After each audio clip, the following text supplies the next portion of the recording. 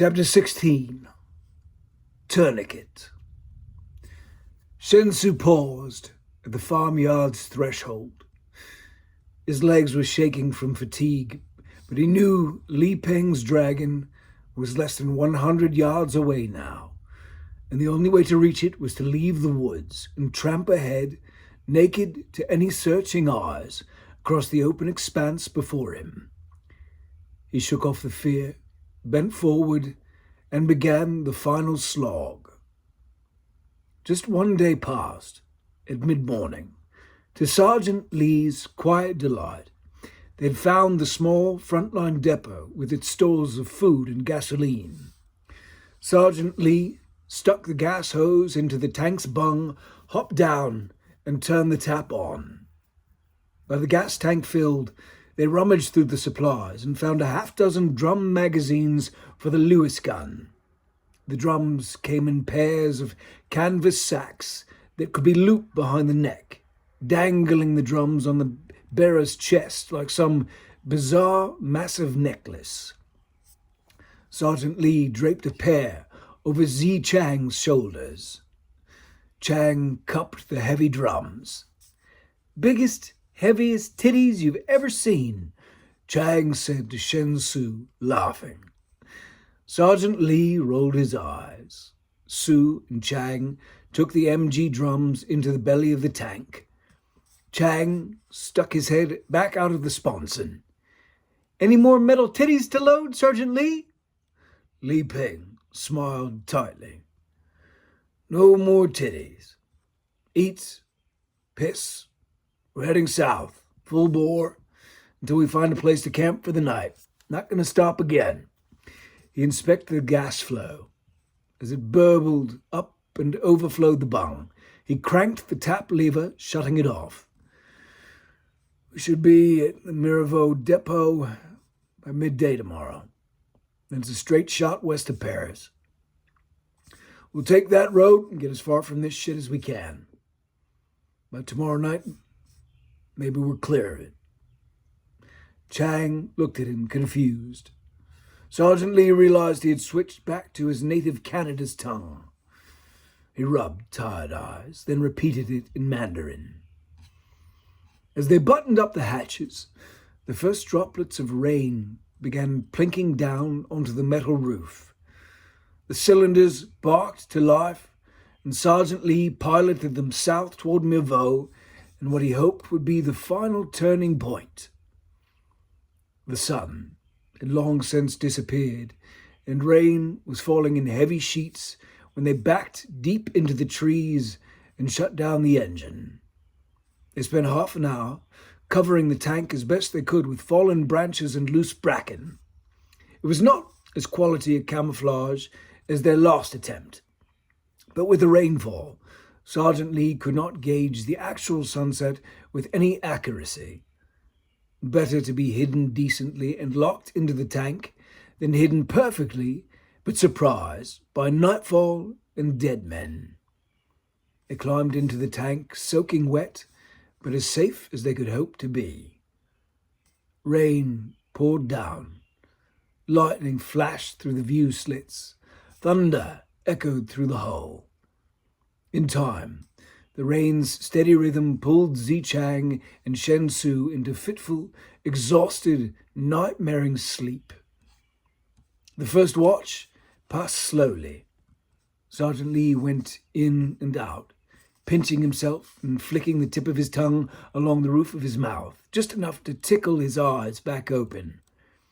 He yawned and stretched and felt his head nod backward toward the chair, but as it did, he heard a sound and wrenched his neck up, suddenly wide awake. He leaned forward silently, peering through the view slit, looking for movement in the darkness beyond the tree limbs that covered the tank. The rain had passed, and now the full moon shone down, lighting the black woods in bright slashes of white. Some 50 yards distant, out of the blackness, Sergeant Lee saw someone coming. Li Peng's fingers clutched the hand grip and trigger housing of the Lewis gun. A man in filthy British khaki, stumbled into the clearing and paused, staring back the way he'd come, breathless, searching the forest behind him for pursuit. Sergeant Lee saw more motion, predatory through the trees.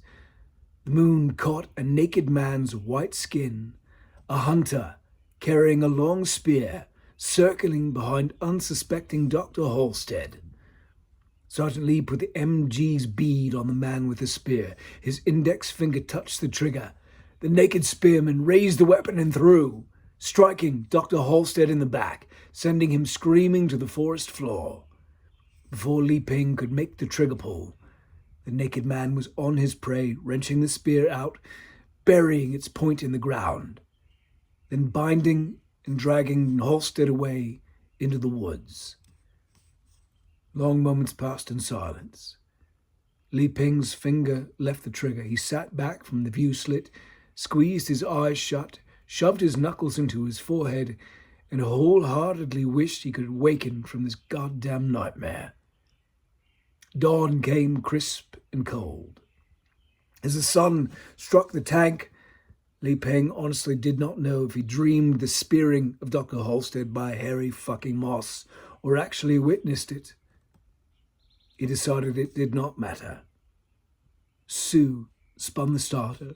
Li Ping dropped the tank into gear and drove them onward. By midday, the sky was crystalline blue, the vista unmarred by clouds. Despite the roar of the tank and the clatter of its spinning tracks, there was beauty to be seen. Li Ping had Sue and Chang open the rear hatches, and he flipped the forward viewport armor up so that cold, fresh air would flow through the tank. They drove for 2 more hours before he shifted into neutral and let the beast settle to a stop. The silence, when the engine shut down, was stunning. Peng rubbed tired eyes and yawned. Si Chang stood and stretched as best he could. He looked into the little cage where the carrier pigeon was nestled away. He broke off a piece of stale biscuit and passed it through the bars to her. She pecked at it and swallowed it down. Chang smiled. "Are we stopping for the day?" Chang asked. "No, just a toilet break and a bite of food. I want to reach the Mervaux depot before nightfall," Peng replied. He gave a solid thump to the gas tank with his steel spanner. The hollow echo told him she was still at least half full. "I figure we can get there without a problem. We'll hunker near Mervaux for the night, then cut west to Paris." Chang grabbed a roll of toilet paper and led the way out of the tank, followed by Sue. Li Ping took a stale biscuit from the tin and followed after them. The crisp air felt good after the stagnant, oily reek of the tank's interior. Chang walked round to the side of the tank. He unbuttoned his trousers and squatted, holding the steel tank tread for balance. The tremendous fart that came out of him made Li Ping and Shen Su laugh as they urinated on trees. "It's a lot of wind for such a little fellow," said Sergeant Lee. "Just be grateful I didn't do it in the tank," replied Chang. He unspooled some toilet paper and wiped himself clean. "You'd have both needed gas masks for certain." Li Ping and Shen Su buttoned up. "Anyone need toilet paper?" asked Chang. "I wish," Peng said. "Those biscuits have my guts seized up tight." Sue nodded. "Same here." Chang tucked the paper roll under his arm and peed on a sapling in front of him. Sue was already stepping into the rear sponson when it happened. The wolf was a strobe of silver and black. Her open mouth flashed razor teeth, bright white and shining pink gums. The teeth hit Chang's side and sent him tumbling. Dark urine sprayed into the air and the toilet paper roll flew away, spinning into the ether, its long tail following like some forlorn comet. Chang's scream was a high-pitched, shrieking wail. The she-wolf shook him and bit in again as he punched at her head and tried to kick himself free. Her teeth caught his forearm, savaging it, and when she bit again, Her rear, carnassial and molars, broke it cleanly with a loud pop that sent Zi-Chang into shock. Li Peng's boot caught the she-wolf under the ribs, and she stiffened, but did not release Zi-Chang. He kicked her again with all his strength. The she-wolf dropped Chang's broken body and lunged for Sergeant Li. He jumped backward, but she already had her teeth sunk into his calf. She locked her grip and dragged him along with her, pulling him away from the tank, past the shaking, bloody body of little Zi-Chang. Sergeant Li screamed in pain and tried to grab hold of the sapling Chang had been pissing on, but the she-wolf was too strong. She dug in her back legs and yanked him along after her, shredding tissue and tendon, hitting tibia and fibula bones, sending deep waves of pain rumbling and rushing through Peng's system. The roar of the Hotchkiss machine gun caught her by surprise. The she-wolf dropped Peng's wrecked leg and bolted as hot metal exploded out of the dragon's side, splintering the trees and cutting the air around her, whistling past her sensitive ears and soiling her nose with its poisonous lead fumes. She danced backward and was spun away, vanishing into the forest as Sue held the trigger down, spraying rounds after her through half-closed eyes. Sue released the trigger. The ringing in his ears was all he heard at first. Then the sounds of Zi-Chang wailing reached him in the tank's cockpit. Sue let go of the machine gun and ran for the rear exit. Li Peng was hauling himself through the muck, dragging his dead leg behind him, back toward the tank as Sue dropped out of the hatch. Sue ran to Zi-Chang's side. The horror of the open wounds on his torso and arm froze him for half a second. Then he remembered that the fucking she-wolf was still out there, close at hand, bloodthirsty, and he shut off his gut-churning response to the gore. He cradled Chang and hefted his fragile little body, then ran with it to the tank. He lifted him into the left hatch as gently as he could, pushing him through, easing him into its belly. Then he slammed the door and turned back for Sergeant Li. His eyes searched the woods for the silver coat of the wolf as he knelt and got a shoulder under Li Peng's arm. Then he stood and pulled him up, half dragging him, lurching back toward the sanctuary of the tank. At the open right hatch, he jumped in, then turned back to pull Li Peng after him. Sue saw her, streaking out of the timber. He yanked Li Peng with all his strength. Peng shrieked in pain, tumbling past Sue and crashing to the floor of the tank. Sue had no time to regret that he was the cause. He grabbed the hatch door handle and yanked it shut as the she-wolf leapt. She hit the steel hatch, full speed with her head. Sue jammed the latch down. He looked across the tank. The hatch he pulled Zi-Chang in through was open half an inch. Sue jumped up, stumbling across the tank bay. He grabbed the handle, slammed it shut, and punched the latch down before the wolf bitch could paw it open and fight her way in to finish them all. Sue's breath was coming too fast. He shut his mouth, trying to stop the hyperventilation and bring his heart back into something resembling control. He looked at his wounded companions. Zi-Chang was half conscious. He began to moan. The sound was like ice water poured down his back, bracing Sue back into the present. Li Peng's eyes glared fiercely in the darkened tank as he pushed himself to sitting and looked at his ruined leg, draining blood onto the tank's floor plates. He undid his belt and pulled it free, then slid it under his hamstring. He pulled the free end through the buckle and yanked it as tight as he could. Peng nodded toward Chang. "You gotta try it. Stop his bleeding. Use your belt to tie off that arm of his, and then we can take a look at his belly." Sue nodded. He felt his brain go numb, refusing to respond to all the hellish input in front of him. He unbuckled his belt and slid it out of its loops. Then he set to trying the impossible. As he tied off the leather tourniquet on Zi-Chang's arm, Shen Su was glad of the numbness his brain had given him. He let it spread and armor him against his circumstances. Then he set to work on the other impossibilities before him.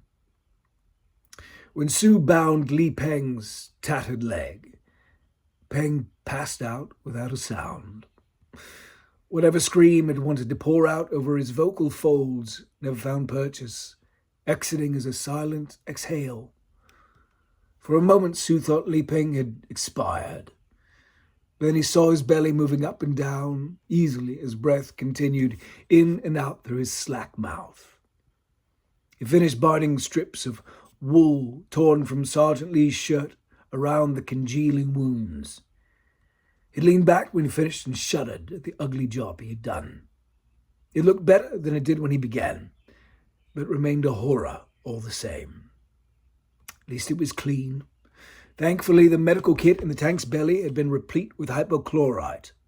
He poured it liberally on both men's wounds. Su moved to the other side of the tank where Zi Chang's tiny broken body lay. Chang was still unconscious, shrouded in a wool army blanket, breathing shallowly. Su had never seen anyone so pale, but he was glad Chang was still breathing. The wounds were bad, but the wolf had not gotten a teeth through his belly to organ meat, and Su hoped Chang's shock would pass. The arm was beyond Su's ability to save.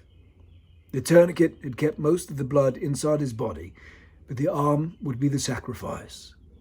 Su knew it would have to come off at some point. He said a quiet prayer that he would not have to be the one to put a saw to it. Shen-Su. The sound of his own name startled him. On the opposite side of the engine compartment, Sergeant Lee was sitting up, staring at his ruined leg. Yes, Sergeant. Is Zi Chang alive? Su nodded as he squeezed behind the engine and stood over Peng. Yes, Sergeant. Barely. But alive, yes. Su saw that Li Peng was breathing shallowly through his nose, trying to control his response to the pain. Help me. To the driver's seat. We must get to the depot in Mervaux and try to cover as much ground as possible before nightfall. You can drive. I only need one leg for the clutch and brake. And I need you to steer at the back. I can't very well move from side to side to clutch the tracks to turn us, eh? Su nodded. He took Sergeant Lee's hands and helped him to his feet as gently as possible. Then he supported him as he fumbled his way forward. A lance of pain stabbed through Peng as he sat into the cockpit seat. Crank the engine. Li Peng mustered. Su nodded. He headed to the back of the tank and spun the starter. The Daimler Knight barked in response. Suddenly he dropped it into gear. They grounded forward, pressing on toward the hope of Mervaux. The sun was a few hours from the horizon, and unexpected snow was already coming down when they came upon the little vale that the Mervaux depot had been hidden in. It was not hard to find now. The entire thing was on fire. Sooty grey ash from the blaze mixed in with the white flakes and returned to earth. Shen-Su thought Sergeant Lee might well give up then. When he reached the front seat and stared out at the billowing black smoke with its heart of orange flame, devouring the depot and pouring into the forest around it, he was ready for the end. Li Peng was slumped in the driver's seat, looking down at his ruined leg. He reached up without looking and turned the engine kill switch. The engine died away. Then the only sound was the crackling of the fire's consumption. Peng searched out his wrench and tapped the gas tank. It rang back hollowly. He gauged the beast's range of travel correctly. She would be dry as a sun-bleached bone within 10 miles. The question was on the tip of Su's tongue when Li Peng answered it. Okay. We need to find a place to park for the night where these flames won't catch us. And we need gas. And it looks like we won't be getting any of that here. His laugh was mirthless. Is Chang still alive? Shen Su glanced back. The little fellow's breath rose and fell beneath the olive wool blanket. Yes. Well, that's something. I'm not sure what will happen if he dies in the middle of the night. Probably wake up like number 3 and let the wolf in for her supper. Sue took that in silently. Eat some biscuits. You're going to need your strength. Finally going to put your strong back to work, young man, said Li Peng. They continued south through the falling snow until the sun began to set.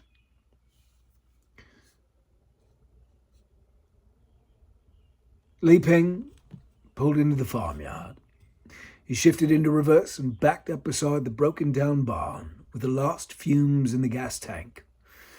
The beast idled high for a time, then shuddered and death-rattled of its own accord, starved of petrol. Peng sketched out to Shen Su the path to the only possible stores of gas he knew of. It was a meandering journey, but Su had a clear picture of Li Peng's mental map. He set out into the falling snow at a quick pace. It took him an hour to reach his destination. He found the British petrol stores a mile beyond the empty front-line trenches. In the heavy snow and darkness, burdened by the weight of the gas cans, it took Su twice as long to make the return trip.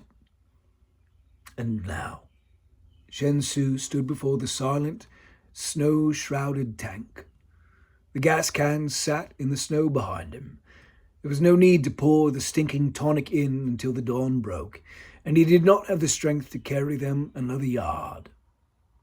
The gusting winds had drifted snow up to the top of the tracks, making the tank all but invisible in the dark, sidled up against the broken barn.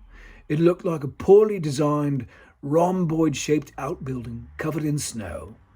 The guns pointing out of its midsection seemed merely broken branches of some dead tree.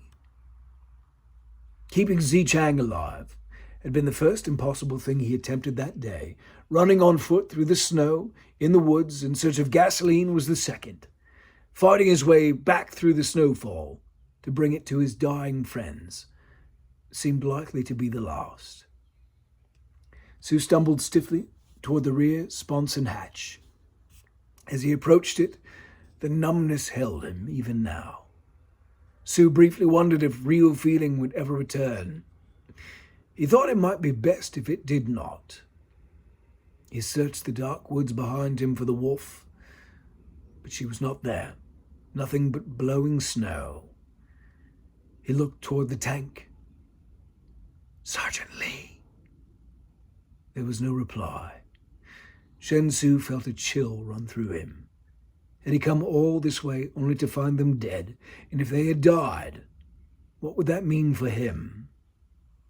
When he reached the door in the sponson, he paused, listening for signs of life. There were none. He reached out for the handle, grasped it in weak hands, and pulled. It did not budge. He knocked on it. Sergeant Lee! He heard the latch scrape, metal on metal, then the steel plate swung open on its hinges, and Zichang's pale face was dead center in the hatch frame. He sat back without a word and made room for Shen Su, who tumbled up and in, then shut the door on the world beyond it, latching the night's horrors out, interring himself in the beast.